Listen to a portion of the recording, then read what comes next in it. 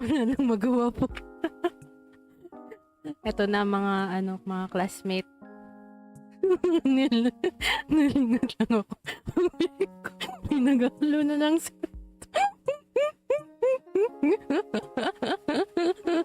ganito nga kasi yung mga new hire.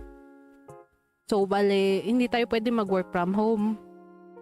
Kailangan natin to gawin sa mismong lugar. On field tayo. So, ganito nga yung paghalo ng semento. Una, 'di ba, yung lupa, tapos yung mismong semento. Tapos ayan, paghaluin nyo yan, guys. Dapat pino. Ayan, tapos maghuhukay tayo sa gitna, okay? Diyan natin lalagay yung tubig.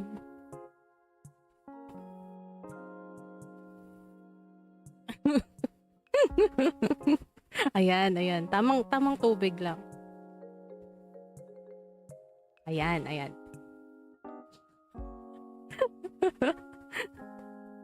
Tapos ayan, haluin nyo lang. Tamang halo lang. Yung hindi matatapon yung tubig sa gilid, ganun.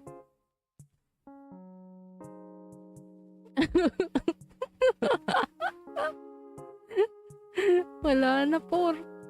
Ayan na. Ayan, di ba? Oddly satisfying. Ito yung mga ASMR dati nung bata eh. Nung mga bata-bata pa ko. Yung nakapamewang pa, ganun, habang nakatingin sa hinahalong semento. Tapos yung mga tropa nyo, nakatingin lang talaga dun. Ayun.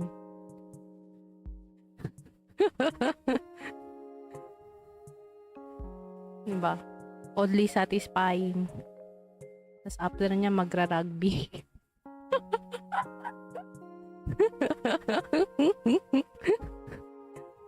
Joke lang. Hindi po ako ganun bata. Ayan. Medyo lumalapot na. Ha?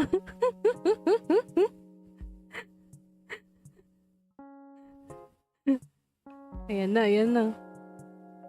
Pag ganyan, pwede pa maglagay ng tubig.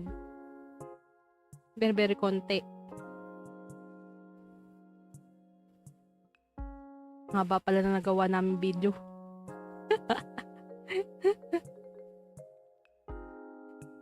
Tungkol to ASMR. Nina. Hey.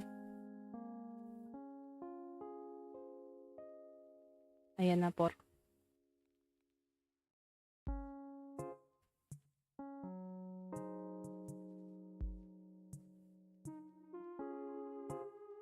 Yan, konting buhos lang kasi wala pang hindi pa masyadong okay yung timpla.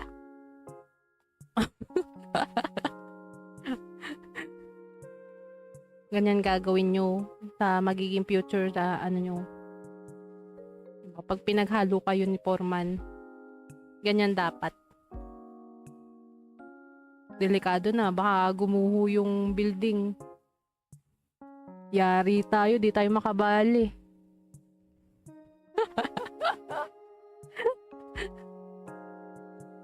Tapos after niya magra-rugby.